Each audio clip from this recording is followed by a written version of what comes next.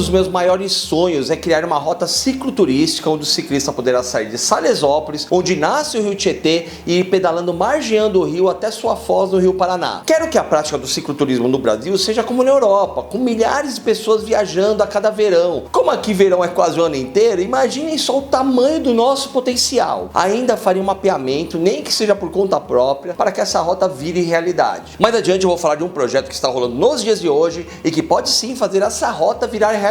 De São Pedro tinha duas opções de pedalar até Barra Bonita, onde encontraria pela primeira vez o Rio Limpo. A primeira seria seguir até Santa Maria da Serra, por um trecho relativamente plano, mas com muito movimento de caminhões e cana. Realmente pedalar no estado de São Paulo é complicado. Nas rodovias pedagiadas não é tão perigoso devido à presença constante de acostamento, mas é longe de ser agradável. Suas grandes retas são chatas, a paisagem não é convidativa, o barulho dos carros incomoda, sem contar os detritos que se acumulam no acostamento, causando constantes furos de pneus. Já as vicinais são mais tortuosas, com maior variação de relevo, o que torna as paisagens mais bonitas. Tem ainda os limites de velocidades reduzidos, variando entre 60 e 80 km por hora, além do tráfego de carros menos intenso, o que em tese deveria tornar o pedal mais agradável e seguro, mas não é. Como não existe fiscalização nas rodovias vicinais, os motoristas andam mais rápido nelas do que nas pedagiadas de pista dupla. Nas pedagiadas com limites que variam entre 100 e 120 km por hora, era raríssimo ver alguém abusando da velocidade. Em compensação, nas vicinais, vi carros passando perto dos 200 km por hora. Isso numa pista péssima com buracos. Não era por menos que em todas as cidades que eu passei batizavam as vicinais como rodovia da morte. Outro fator de perigo é a falta de acostamento e o excesso de tremiões de cana. Tremiões são aqueles enormes caminhões com mais de uma carreta que parecem composições de trem. Veículos como aquele que eu cito no prólogo do livro. Para evitar esse tráfego pesado, eu tinha outra opção, a de encarar a Serra de São Pedro. Uma forte subida e depois um longo trecho por terra. Acabei seguindo o conselho do meu amigo Francisco, que resolveu me acompanhar durante boa parte do trajeto,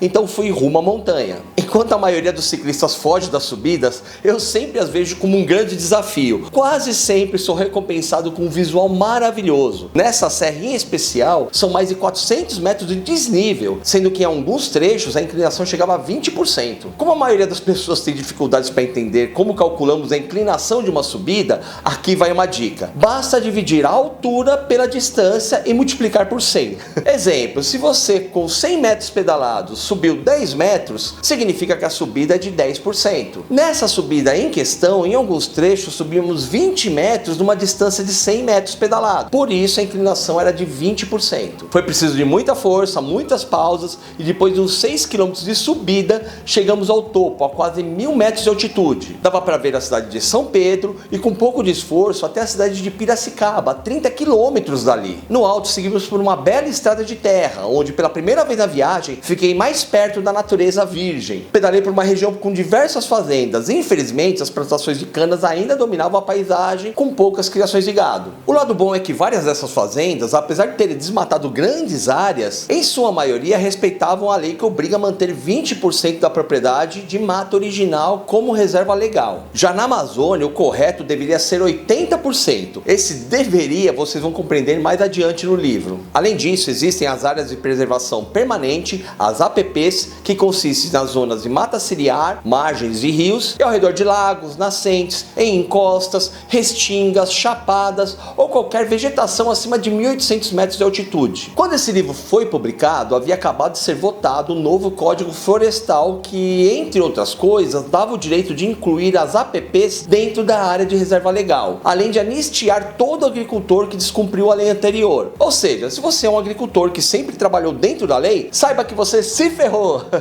pois aqueles que foram mais espertos do que você e ignoraram as leis, provam que o crime compensa. O novo código proposto pelo deputado Aldo Ribeiro deveria até mudar de nome, pois de florestal não tem nada. Na verdade, não passa de um grande código agrícola, que só beneficia o grande desmatador, aqueles que literalmente cagam para as leis. Por essas e outras que muitas vezes tenho vergonha de ser brasileiro e saber que estamos nas mãos de uma corja de bandidos que consegue até legalizar seus crimes. Vou fazer um adendo longo, mas importante. Será que eu concordo concordo ainda com essa minha frase? Vem comigo. Depois da primeira viagem pelo Rio Tietê em 97, naturalmente eu passei a ser um defensor do meio ambiente, porque eu estava lá e vi de perto o impacto que a poluição causa ao rio, e quanto eu mais estudava, mais entendi o que levava as pessoas a não respeitar as leis ambientais. E a conclusão que cheguei foi que, apesar de ter vários motivos, o principal é que essa galera ganha muito dinheiro cometendo esses crimes. Não vem com esse papo que isso é progresso, que o agro impulsiona o país, coloca comida na nossa mesa. Pode fazer uma pesquisa rápida, você verá que o agronegócio representa só 6% do PIB do Brasil, enquanto a indústria representa 22% e o setor de serviço representa 59% do produto interno brasileiro. Ou seja, o agro está longe de ser o motor do Brasil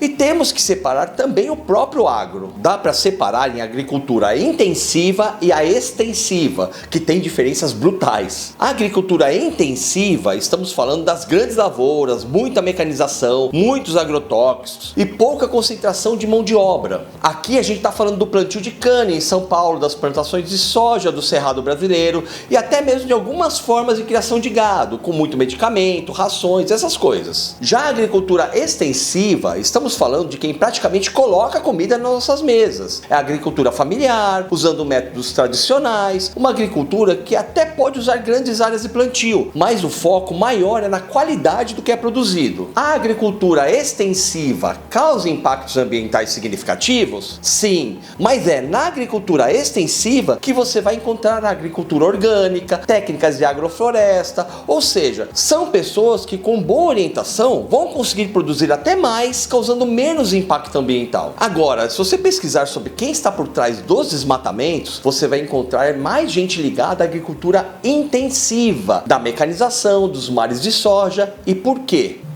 Grana! Essa galera desse tipo de agro é quem tá com dinheiro. Não é meu primo quem tem mais dinheiro só porque ele planta pepino japonês em São Miguel Arcanjo, vende a safrinha inteira para um atravessador por R$2 o quilo, para esse atravessador vender no CEAGESP a R$10 o quilo. Esse pequeno agricultor não tem dinheiro, não tem poder, pelo contrário, ele é tão explorado quanto o estoquista do supermercado que ganha R$1.800 por mês. Já o cara da intensiva é quem tem no bolso metade do Congresso e que comete os crimes sem dó, porque ele sabe que lá na frente vai ser mais barato pagar um deputado para votar uma anistia dos seus crimes do que pagar pelos crimes cometidos. Naquela época dava para falar que estava rolando um forte movimento na população que buscava combater esses criminosos ambientais. Mas antes, essa galera, os criminosos, eles ficavam quietos, negando cometer crime e até falando que respeitavam o meio ambiente na nossa frente e por trás cagando tudo. Mas passou um tempo e eles mudaram essa narrativa. Esse povo não acha que somos nós que colocamos comida na mesa deles? Não acham que somos o motor do Brasil? Agora o agro não é pop? Vamos defender os crimes que cometemos, falar que essa coisa de mudança climática é mentira, que é coisa de gente com ideologia. Vamos simplesmente dizer que esses estudos estão errados. Vamos mostrar estudos que provam nossa tese? Pra quê? Mais fácil dizer que esses cientistas são comunistas,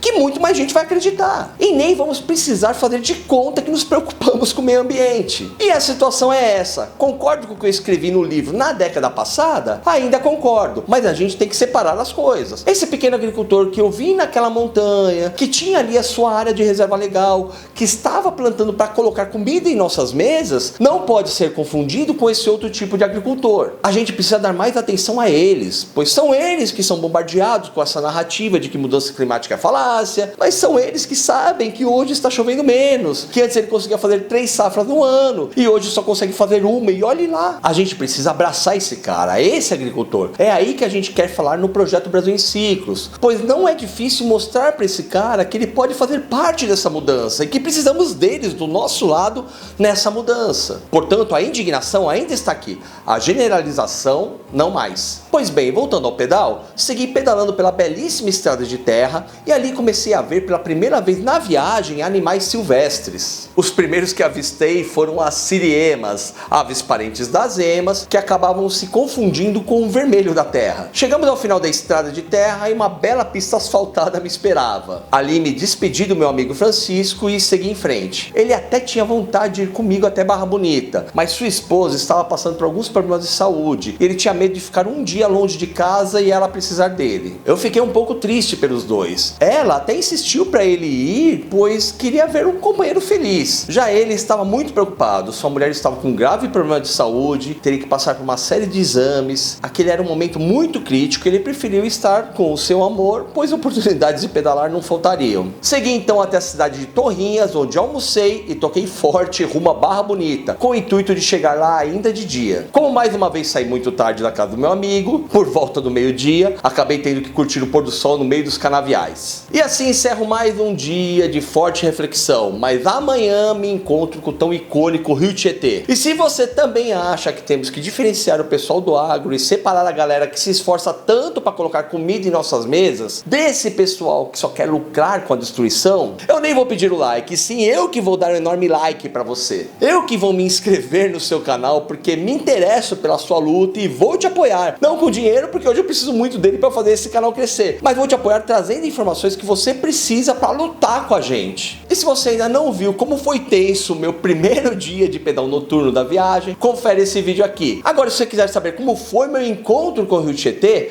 confere esse vídeo aqui para ver como minha decepção foi brutal. Eu tô conseguindo. Um forte abraço e até breve.